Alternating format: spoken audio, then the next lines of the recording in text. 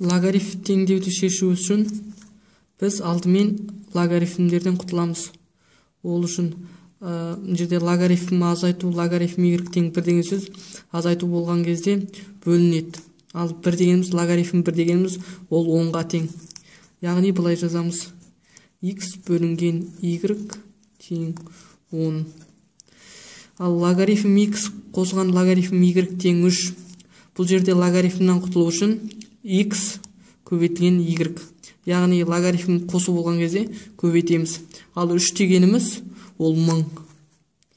X көбейтілген y тең 1000. Жақша қаламыз. Бұны енді біз x тең 10y деп x-ті тауып аламыз.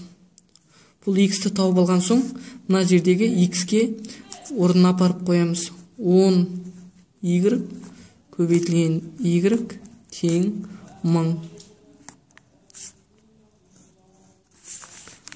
Бұлай жазып алғаннан кейін 10y квадрат тең 1000 y квадрат деп 10-ға бөліп жібереміз. Бұл жерде 100 болады. Ал y тең квадрат болғандықтан түбір астын аламыз. Түбір астынан 100-дің түбір астысы 10 болады. Біз яғни бұл жерден y-ті таптық. Y-ті тапқаннан кейін x-ті табамыз. X тең 10 көбейтілген y 10, 10-да кеп қоямыз, тең 100 болады. Жауабы x тең 100, y тең 10.